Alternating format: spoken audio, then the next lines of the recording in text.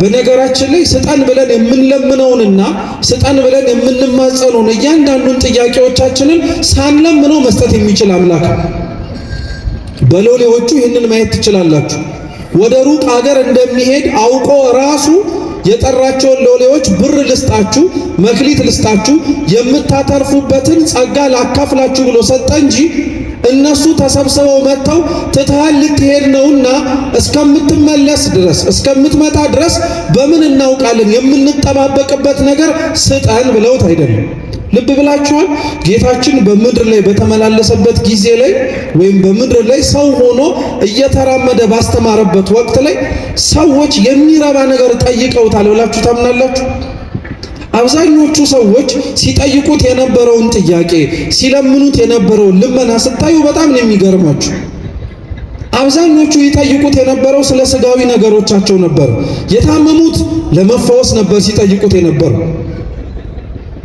የተዋቸው ሰዎች ወይም ደግሞ ሰው የሌላቸው ሰዎች ሰው እንደሌላቸው ሲነግሩት ነበር። ቅድስና የራቃቸው ሰዎች ንጽህናን ሲለምኑት ነበር።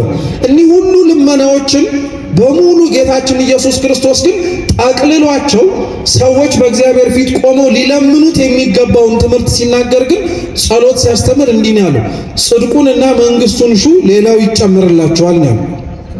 አስቀድሞ ማንም ክርስቲያን ሊለምነው ከእግዚአብሔር ፊትም ቆሞ ሊማጸነው የሚያስፈልገው ነገር ቢኖር ስጠኝ ብሎ ከእግዚአብሔርን ፊት ሊማጸን የሚገባው ነገር ቢኖር መንግስቱን ጽድቁን ነው። ታውቃላችሁ ክርስቲያኖች ሁላችንም ከእግዚአብሔር አንለምነው እንጂ ጠርቶ ሊሰጠን የሚፈልገው መክሊትና ጸጋ መንግስቱን እንደሆነ ታውቃላችሁ። የምንጠብቃትን በላይ በሰማያት እንኖርባታለን የምንለዋን መንግስተ ሰማያት እንደሆነ ታውቃላችሁ። ግን ስንቶቻችን ያንን መንግስት ለምነዋል? ግን ስንቶቻችን መንግስቱን እንዲያወርሰን እግዚአብሔርን የመጀመሪያ ጥያቄያችን አድርገናል?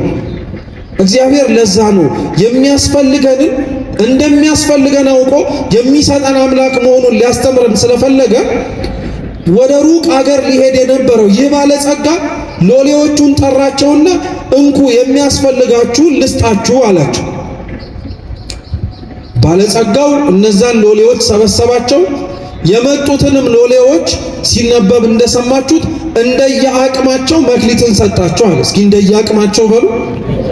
አምላካችን ወይም ባለጸጋው የተባለው ማለት ነው ሎሌዎች ለተባሉትና ለሚያገለግሉት ወደ ሌላው ሀገር የሄደውን ጌታቸውን ለሚጠብቁት ክርስቲያኖች ለሆንን ለኛ ለእያንዳንዳችን የሰጠን ነገር እኛ መሸከም ከምንችለው በላይ የሆነ ሳይሆን እንደምናችን እንደየአቅማችን ለሁሉም ሰው እግዚአብሔር አምላክ የሰጠው ስጦታን በሉት ሁሉም እንደየአቅሙ።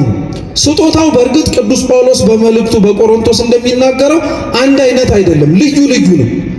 ጸጋ ልዩ ልዩ ነው፣ አገልግሎት ልዩ ልዩ ነው፣ አሰራር ልዩ ልዩ ነው ይላል። ሰምታችሁታል? ቅዱስ ጳውሎስ አይገርምም? ጸጋ ልዩ ልዩ ነው ብቻ ብሎ አላቆመም። አገልግሎቱም ልዩ ልዩ ነው አለ።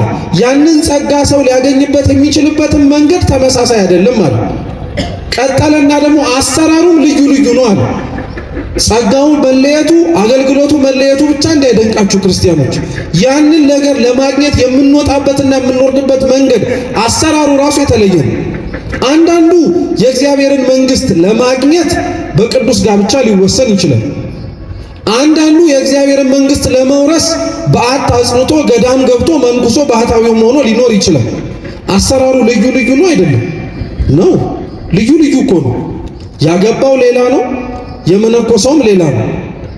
ያገባው ሌላ ይሁን፣ የመነኮሰው ሌላ ይሁን፣ በማግባቱ የሚሰጠው አገልግሎት ይለይ፣ በመንኮሱም የሚሰጠው አገልግሎት ይለይ።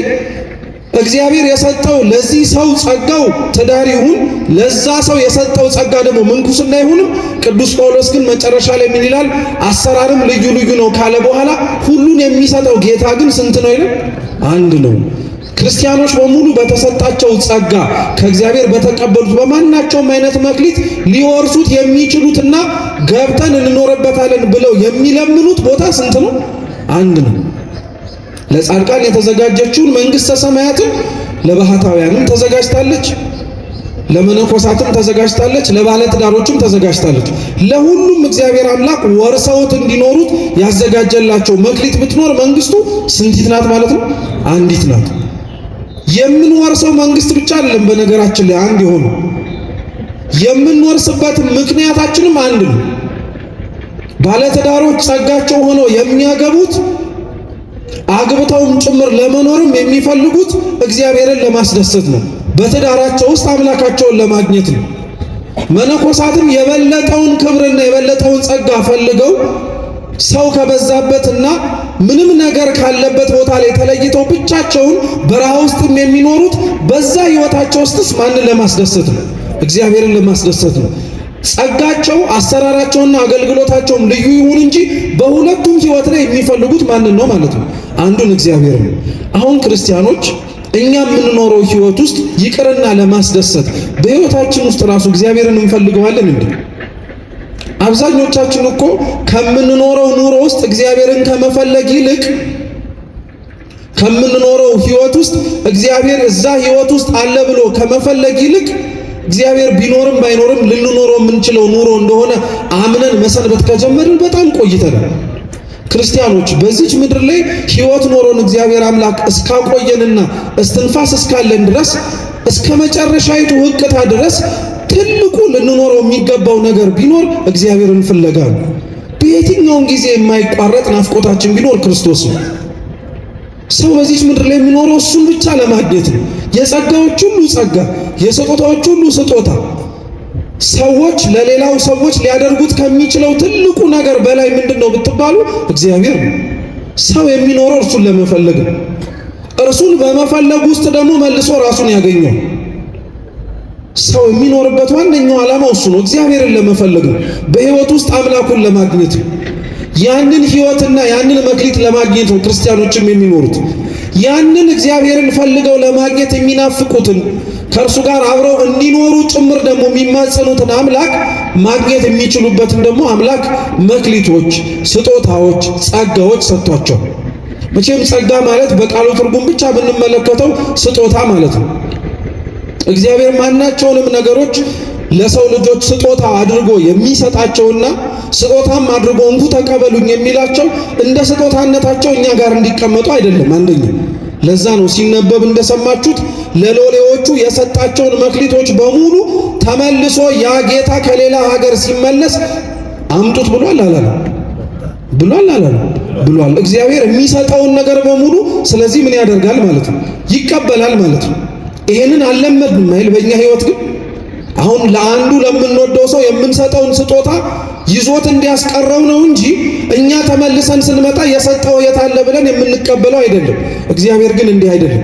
ስጦታዎቹን ሲሰጥ የምንኖርበትና በዚች ምድር ላይ የምንቆይበትን ዕድሜ አውቆ ነው የሚሰጠው። በእያንዳንዱ በሰጠን ስጦታ ውስጥ ደግሞ ይዘነው እንድንኖር ካረገ በኋላ ከሞት ወደ ሕይወት ተሻግረን ወደ እርሱ ስንመጣ አስቀድሞ የሚጠይቀን ነገር ደግሞ መልሶ ምኑን ነው? መጀመሪያ የሰጠንን ስጦታ ነው። ስለዚህ ለእያንዳንዳቸው የሰጣቸው ስጦታ መልሶ የሚቀበላቸው እንደሆነ እያወቁ እየተገነዘቡ ከአምላካቸው ተቀበሉ፣ ከባለጸጋው ተቀበሉ። ለመጀመሪያው ሰው የሰጠው ሰው መክሊት 5 ነው፣ ለሁለተኛው 2 ነው፣ ለመጨረሻው 1 ነው። ሊቃውንተ ቤተ ክርስቲያን በእያንዳንዱ በተሰጠው መክሊት ላይ ብዙ ምስጢር ይናገራሉ። ማለትም ለአንዱ የተሰጠው መክሊት ሌላኛው የተሰጠው መክሊት ጋር ካለው ቁጥር ብዛት የተነሳ የ5 የተሰጠው መክሊት ምስጢር ይህ ነው፣ ባለ 2ቱም ይህ ነው፣ ባለ 1ዱም ይህ ነው ብለው ይናገሩታል። እኛ ካለን ሰዓት አንጻር እነዚህ ባለ 5 ባለ 2 እና ባለ 1 የተሰጣቸው መክሊት ምን ምን ናቸው የሚሉትን በአንድ ምሳሌ ወይም ደግሞ አንድ አባቶቻችን ባስተማሩት መንገድ ብቻ ለመመልከት እንሞክር። እነዚህ 5 መክሊቶች ባለጸጋው ጠርቶ የሰጠው ማለት ነው ለመጀመሪያው ሎሌ 5ቱ መምህራን፣ መጻሕፍት፣ በጎ ሕሊና፣ ስነ ፍጥረትና መገለጥ ናቸው። እስኪ መምህራን በሉ። መጻሕፍት፣ በጎ ሕሊና፣ ስነ ፍጥረት፣ መገለጥ። ይሄ ለአንዱ ሎሌ የሰጠው 5 መክሊት ነው። እንደ አቅሙ እንዲሸከም የሰጠው ነው። ለአንዳንዶቻችን ስጦታዎቻችን መልሰው ወደ እግዚአብሔር የሚወስዱን መንገዶቻችን እንደመሆናቸው እነዚህን 5ቱንም ነገሮች ሊሰጠን ይችላል እግዚአብሔር። ለአንዳንዶቻችን መምህራንን ሊሰጠን ይችላል። ዓላማዎቹን አደራ እንዳትረሷቸው። የስጦታዎቹ ዋነኛ ጭብጥ እንደ ስጦታ እንድንቀበላቸው ሳይሆን በእነዛ ስጦታዎች ማን ጋር መድረስ መቻል? እግዚአብሔር ጋር መድረስ ነው። ዋነኛው ዓላማው እሱ ነው የገብርኤል። ለአንዳንዶቻችን መምህራንን ሊሰጠን ይችላል። ብዙ ጊዜ ላይ ይህን ታሪክ የምንመለከትበት መነጽር እንደ ተቀባይ ብቻ ስለሆነ ያለንን ነገር ብቻ ሳይሆን መመልከት ያለብን በዚህ ሳምንት ላይ እግዚአብሔር ለኛም እንድናገኘው የሰጠንን ነገር ማየት አለብን። እግዚአብሔር እርሱን ፈልገን እንድንመጣ ለአንዳንዶቻችን መምህራንን ሰጥቶ ነው። በእነዛ መምህራን ዓላማው እግዚአብሔርን ማግኘት ነው። ለአንዳንዶቻችን ደግሞ መምህራን ብቻ ሳይሆን መጽሐፍትንም ጭምር ጨምሮልን በመጽሐፍት ውስጥ መርምረን ክርስቶስን ማየትና ማወቅ እሱ ወዳዘጋጀልን መንግሥት መግባት እንድንችል። ለአንዳንዶቻችን ደግሞ በጎ ሕሊና ሰጥቶ ነው። ቅን ሕሊና፣ ጥሩ የሆነ አመለካከት ውስጣችን ከኃጢአት የራቀ መሆን እንዲችል አሊያም ኃጢአትን ቢያንስ መጸየፍ የሚችልበትን ጸጋ ለሁሉም ሰው እግዚአብሔር ሰጥቶታል። ያንን በጎ ሕሊና ሰው በኃጢአት ካላሳደፈው በቀር